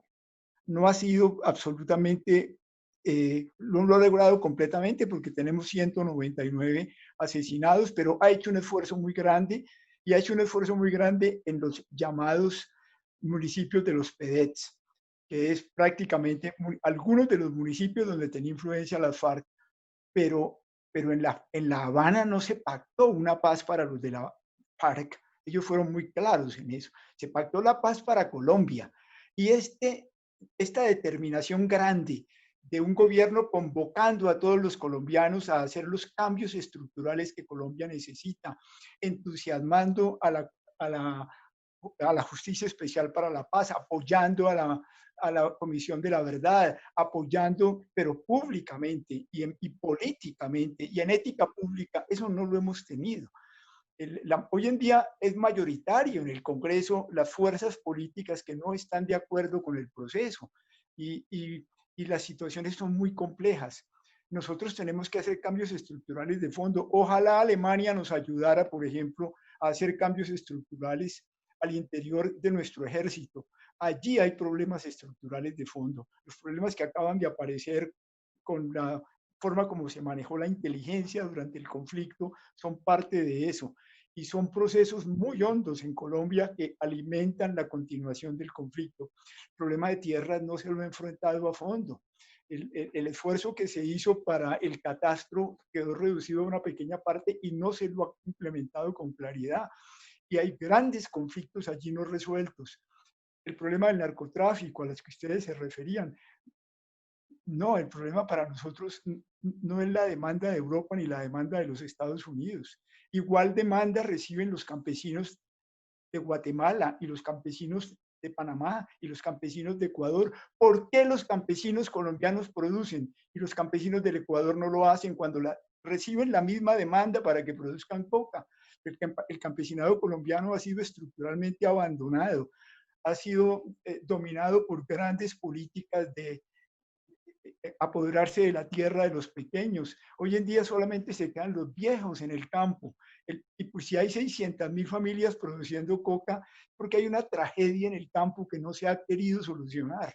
Son problemas descomunalmente complicados que requieren mucha voluntad política. Por otra parte, tenemos una sociedad muy dividida, que la dejó dividida el plebiscito y que la dejó dividida la manera como la paz fue negada en la decisión que se había tomado en La Habana. Y necesitamos que Alemania, que hizo ese gran esfuerzo de unir a un país y superar el mundo que le dejó la Segunda Guerra Mundial y salirse del nazismo y ganar en medio de todas las dificultades, pero ganar una unidad política, nosotros necesitamos esa fuerza. Y quiero invitar a ustedes, los alemanes, a que nos ayuden en esto, a ganar una reconciliación entre los colombianos, pero tiene que ser en grande, no puede ser simplemente con cosas bien hechas, pero que no tienen esta dimensión que hay que transformar a un país. Créanme, la crisis de Colombia es una crisis del ser humano muy profunda. La seguridad nuestra es una seguridad que se ha dado para darle seguridad a las empresas, darle seguridad a los políticos importantes y a los políticos, pero la seguridad de la gente es otra cosa. Cada vez que matan a un líder, el problema enorme es que matan a una comunidad. Es que la comunidad, el cabildo indígena o el resguardo se rompe. La gente se llena de incertidumbre, las comunidades quedan reventadas entre sí. Cada líder que muere en Colombia es una pérdida de tejido social, de confianza colectiva. Nosotros no podemos tener seguridad en las armas, eso es estúpido. Los que hemos luchado por esto sabemos, las armas no dan la paz y las armas no dan la seguridad, ni las armas del Estado, ni las armas de nadie, ni las que se producen en Alemania, ni las que se producen en Estados Unidos o en Europa. Las armas son una desgracia para la humanidad. La paz surge de la confianza colectiva, de que creamos los unos en los otros, de que sabemos que juntos podemos sacar adelante nuestros países. Bueno, perdónenme que les hable así, pero esto les digo desde el alma. Falta esa visión en grande y yo sí he sentido que Alemania ha querido ayudarnos con eso. Y por eso quiero compartírselos de corazón.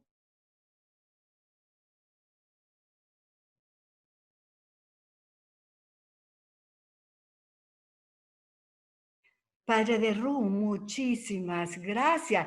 Muy auténtico realmente como usted trabaja por el proceso de paz. Y para mí, que vengo de Alemania, es muy impresionante ese papel tan positivo que usted tiene, de que usted dice que Colombia debe aprender de los procesos de conciliación con Alemania, donde nosotros mismos, los alemanes, tenemos muchísimos problemas con ello y vemos todavía las deficiencias en nuestro país. Nosotros sabemos desde la perspectiva de Alemania que es un proceso supremamente largo y tortuoso, pero desde mi parte, quisiera decir como prioridad que el proceso de paz en Colombia, por supuesto que no se va a finalizar en 1 año ni 2 años, se va a requerir de generaciones. Es un trabajo y una función de generaciones. Bueno, gracias por su evaluación de todo el proceso de paz. Es difícil aquí concretar preguntas, pero Lauro Barrios, usted sabe lo que trajo de Alemania, sobre todo frente a este proceso de paz, sobre todo de cara a lo que a largo plazo se puede y en un futuro aprender de Alemania. Que le voy a pedir de usted enfatizar 1 o 2 puntos que a usted le parezca importante y un statement corto frente a las expectativas de las excombatantes, sobre todo en cuanto a su confianza en el gobierno. Bueno, muchas gracias. Sí, digamos que en este punto yo podría hablar más de mi experiencia por haber tenido la posibilidad, gracias al DEA, de que me apoyó de ir a estudiar mi maestría en Alemania. Y pues yo ahí tendría que destacar el papel de la memoria. Yo creo que Alemania ha sido un país que se ha responsabilizado de su historia, que no ha tratado de ocultarla o cambiarla, y eso yo creo que es fundamental para nosotros, es algo que podemos y tenemos que aprender, porque la memoria es central para poder lograr esa reconciliación que hablaba el padre de Ru, pero también para tener esas garantías de no repetición. Entonces yo creo que el papel de la memoria es fundamental, y no solamente en los monumentos que ustedes han preservado en los centros, en los campos de concentración abiertos al público, en los museos, en las piezas del Muro de Berlín, sino también en el discurso. Yo creo que es fundamental lo que ustedes hacen en las clases de universidades, en los colegios, y es indagarse el por qué. Las causas de lo que llevó a X o Y situación, la sistematicidad de los hechos, las dinámicas, los actores, etcétera, y es recordar, porque yo sí siento que es muy importante no transformar esa verdad, es importante no maquillarla, por decirlo así, sino que es importante literal, y es crucial para nuestro deber como sociedad reconocerla. Y como usted lo decía, profesora Rishta, hay tensiones, hay muchas tensiones, y también lo pude evidenciar. Yo pude vivir en Alemania Occidental, lo que se conocía antes, y luego hice mi maestría en Erfurt, que era Alemania Oriental, y veía el cambio, y uno puede percibir todavía que ustedes todavía tienen muchos retos, y esto, la enseñanza que da, como usted lo decía, es que tenemos un camino por delante, pero un camino que necesita el compromiso y la voluntad de todos y todas. Además que en esta parte que se ha mencionado mucho, y es que los colombianos siempre hemos visto y nos hemos dividido entre el amigo y el enemigo en el otro, y yo creo que Alemania presta, pues al ser tan diversa, es un ambiente muy importante para que uno aprenda a ser tolerante, aprenda a escuchar a los demás. Entonces en la maestría, por ejemplo, yo tuve la posibilidad de compartir con alguien de Yemen que siempre me increpaba por mis pensamientos feministas y de género, y pues en vez de discutir, lo que uno hacía era sentarse a escuchar sus versiones, y así no llegáramos a un acuerdo definitivo, sí poder entender lo que hay detrás del otro para no juzgarlo.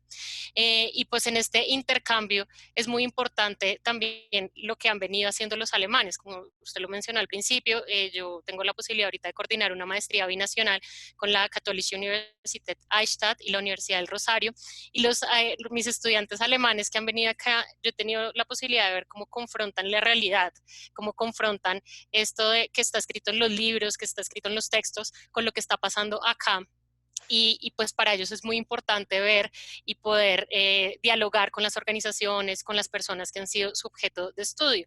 Además, yo siento que esto no es solamente un trabajo académico, sino que va para todos los sectores, y también quiero destacar el trabajo que ha hecho la GIZ, especialmente con un programa que es el Centro Internacional de Migración y Desarrollo, que ha permitido que colombianos que vivimos en Alemania podamos retornar acá a Colombia, apoyar la construcción de paz u otros sectores, porque la agenda de paz no es una agenda que sea diferente a la agenda social, son la misma agenda, como decía el padre de Rus. La paz no es darle garantías a los excombatientes, no, la paz es cambiar las causas estructurales de la violencia en el país, y esa diferencia tan abrupta que hay entre el urbano y lo rural, y eso es lo que hemos hecho con esta red, y sobre todo ahorita en la pandemia, y es como tratar de apoyar esas iniciativas que han tenido retornados, ¿para qué? Para poder aplicarlas en comunidades alejanas. Entonces yo creo que el rol fundamental que tiene la educación, que tiene el intercambio y Alemania, es en esa posibilidad de que podamos profundizar conocimientos, crear comunidad y fortalecer esos lazos de cooperación y las redes de apoyo que hay entre Colombia y Alemania.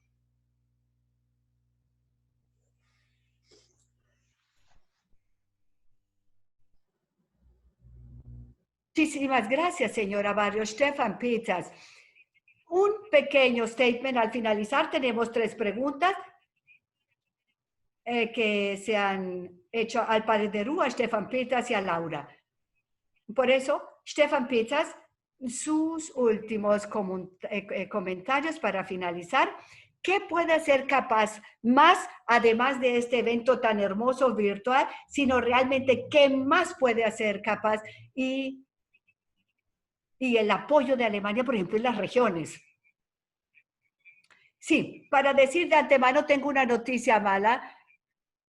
Capaz no va a desarrollar la vacuna. ni contra el corona, ni contra la violencia. La realidad social es mucho más complejo. No existe la vacuna contra eso. Lo que tenemos que hacer es investigación, análisis de la ciencia de Alemania, de Colombia, trabajar conjuntamente con la sociedad civil, con las organizaciones locales, por supuesto con todas las entidades de la justicia transicional, con todas las instituciones y analizar qué opciones en política hay, desarrollarlas, debatirlas constantemente, esto es muy importante, y al mismo tiempo decir lo que dijo el señor Annen, y yo quiero enfatizar esto, que finalmente es el proceso de paz de los colombianos y las colombianas. Las decisiones tienen que tomarlas la política, pero por supuesto el entusiasmo por la paz tiene que venir también de la sociedad.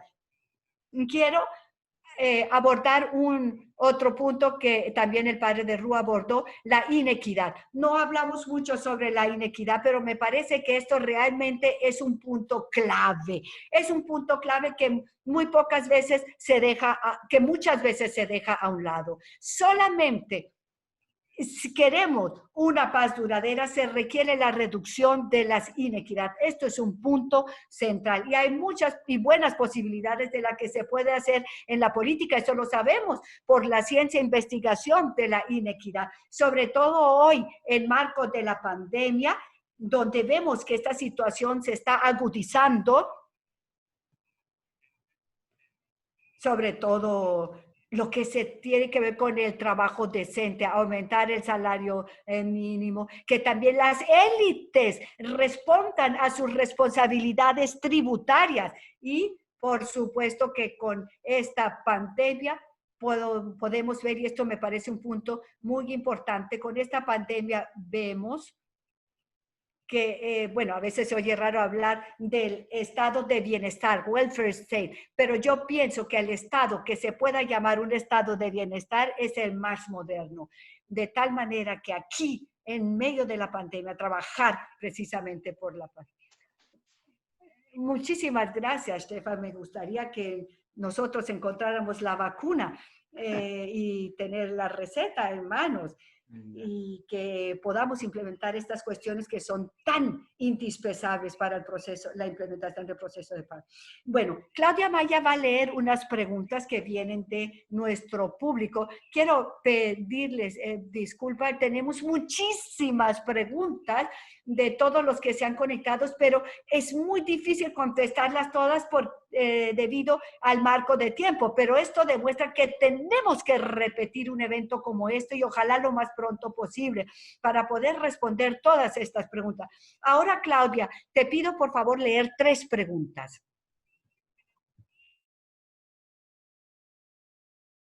No se oye.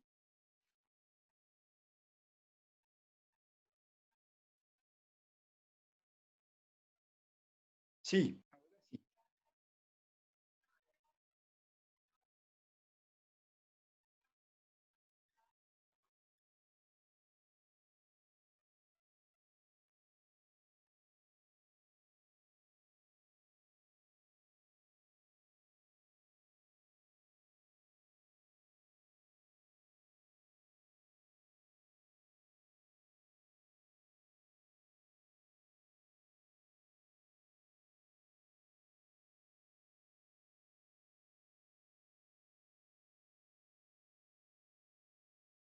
No estamos escuchando en español.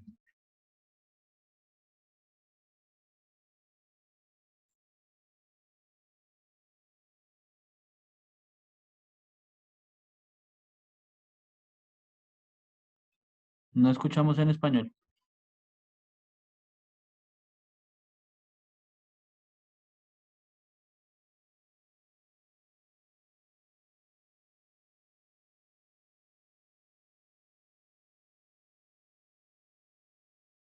¿Debo responder ya?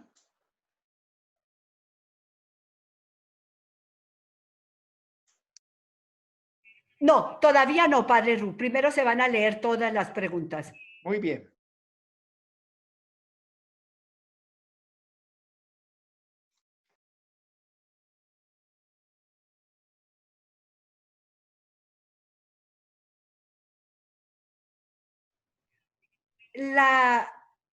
¿Es la situación política en Venezuela un peligro para el proceso de paz en Colombia?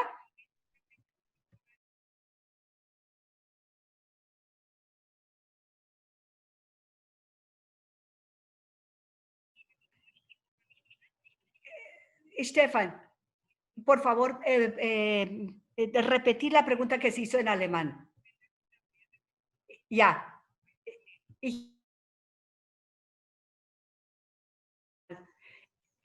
¿La situación política, social y económica en Venezuela es un riesgo para el proceso de paz en Colombia? Esa es la pregunta.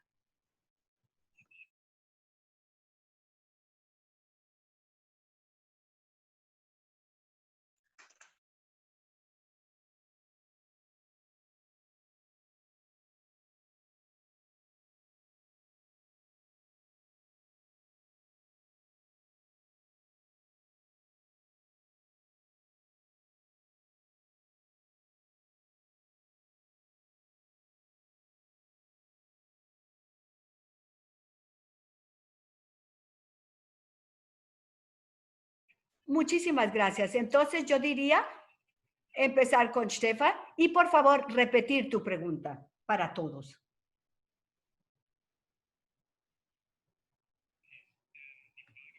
La pregunta se refería frente a la situación en Venezuela, a la situación social, económica y política en Venezuela, y la pregunta era si esto es un riesgo para la implementación del proceso de paz en Colombia. Por supuesto, se puede responder con sí o no, pero yo pienso que esta pregunta hay que hablar más a fondo. Es difícil. Yo mucho tiempo he abordado el tema con Venezuela. Es difícil, pero sí voy a abordarla. Es importante decir que la revolución bolivariana ha fracasado, tanto social, económica como políticamente. Es un desastre lo que estamos viviendo en Venezuela y la pandemia va a aumentar todo mucho más. Como nosotros sabemos, el flujo de migración hacia Colombia y hacia muchos otros países, va hacia Colombia y muchos países, pero no debemos olvidar que Venezuela también tuvo muchas personas de Colombia y del CONASUR, que en su época las acogieron y que por eso no es tan fácil decir si realmente son venezolanos o colombianos, sino que ahí hay muchas uniones.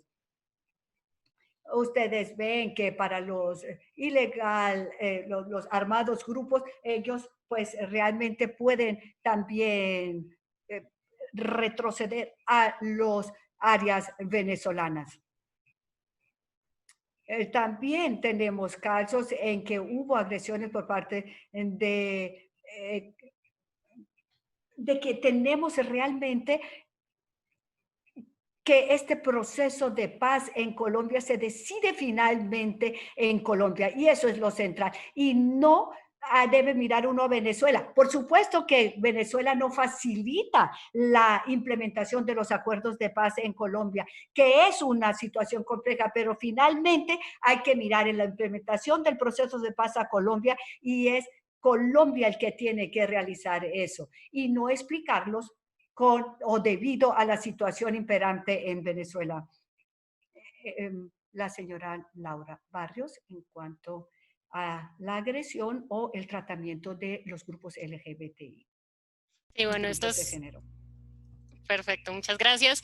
Eso es una pregunta muy interesante si tenemos en cuenta las afectaciones que ha tenido la población LGBTI a lo largo del conflicto armado. Ellos no solamente han sido víctimas de desplazamiento forzado, asesinatos y otro tipo de victimizaciones, sino que sumado a esto, estas agresiones y estos crímenes contra la población LGBT se han sumado a la discriminación y aún ha aumentado la discriminación. Entonces, durante el conflicto armado vimos cómo grupos paramilitares en ciertas zonas como San Onofre hacían actos como de hacerlos boxear o también impartían ciertos regímenes que van y que apoyaban esa heteronormatividad.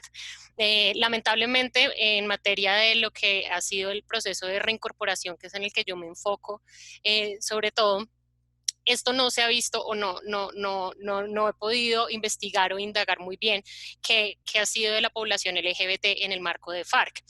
Frente a las víctimas y cómo ahorita han avanzado frente a la investigación, tampoco soy una experta en este tema. Lo que puedo decir es pues lo que me han comentado compañeros míos y amigas de Colombia Diversa, que ellos sí llevan un juicioso seguimiento a cómo va estos casos, es que la JEP está tratando de estudiarlos y de tenerlos en cuenta. Yo sé que también la Comisión de la Verdad tiene un enfoque de género fuerte y que de hecho una de nuestras practicantes de la Universidad Católica de Eichstätt estaba precisamente trabajando sobre todas las vulneraciones a la LGBT. Entonces yo creo que es muy pronto para decir cómo va en materia. Yo sé que hay dificultades, sobre todo en la JEP, porque no se han notificado aquellas personas que llevan los casos sobre esta población, pero yo creo que es un proceso y que todavía necesita desarrollarse. Entonces, es muy pronto, pero vamos a ver cómo va a salir en el informe, por ejemplo, de la Comisión de la Verdad, y vamos a ver frente a los casos de la JEP cómo se van a evaluar estas victimizaciones que son muy importantes para entender todo lo que ha pasado en el marco del conflicto armado.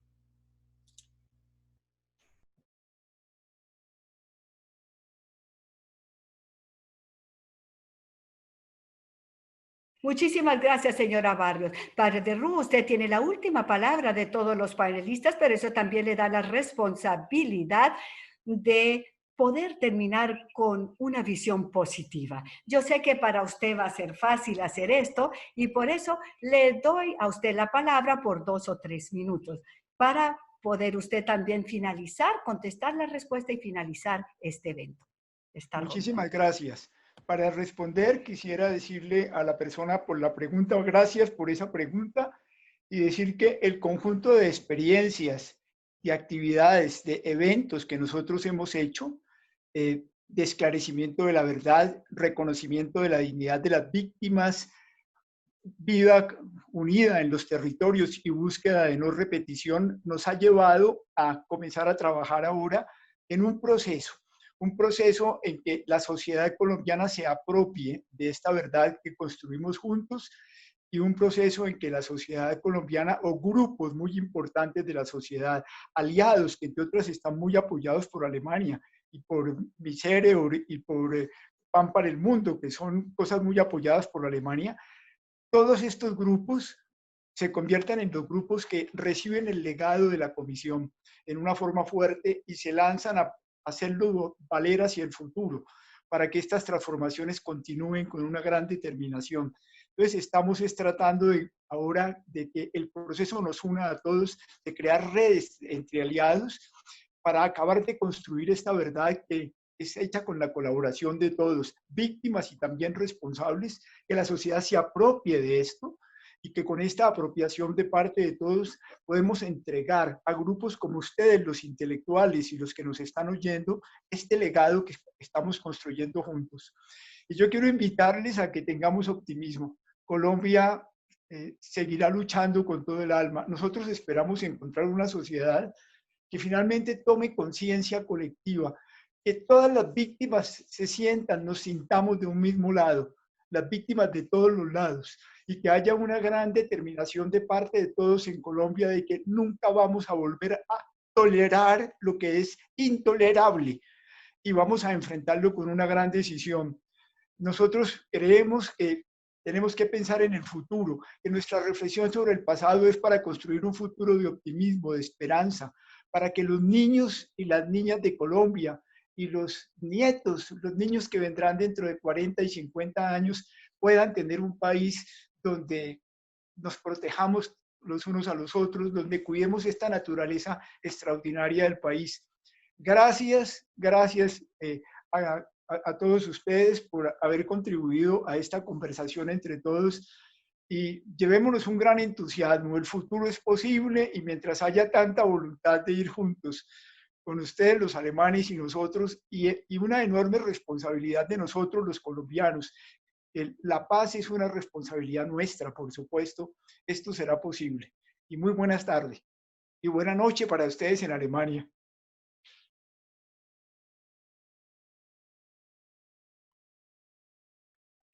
Padre Terú, muchísimas gracias por sus palabras. No voy a tratar de resumir este debate porque pudiera fracasar, pero yo quiero, y esa es mi expectativa como moderadora y como una persona que vivió también este cambio en Alemania, realmente toda esa energía y también esa testadurez un poquito de realmente invertirla en el proceso de paz. Y estos son, yo pienso que actitudes que necesitamos en el proceso de paz en Colombia. Muchísimas gracias a todos ustedes. Espero que para todos los que se hayan conectado, esto haya sido interesante. Me alegro que este experimento funcionó entre dos continentes, entre dos idiomas, con tiempos tan diferentes. Lo único que falta un poquito es el aplauso. Para todos no lo podemos dar, eso nos falta. Y lo que se llama el drink después del trabajo, afterward drink. A todos queremos darle las gracias. Muchas gracias. Bueno, gracias a la intérprete, especialmente gracias a la intérprete, porque sin ella no hubiera funcionado de tal manera. Y a todos los que el team de backup de Capaz, por lo menos 20 personas tras bambalinas estaban trabajando en esto. A ellos muchísimas gracias. Todo funcionó súper bien. Nos alegramos mucho, tenemos expectativas de tener un feedback por parte de los organizadores. En Alemania, una buena noche a todos y en Colombia a todos una feliz tarde. Muchísimas gracias. Danke schön, Salim. Gracias. Todos Muchas están gracias. agradeciendo.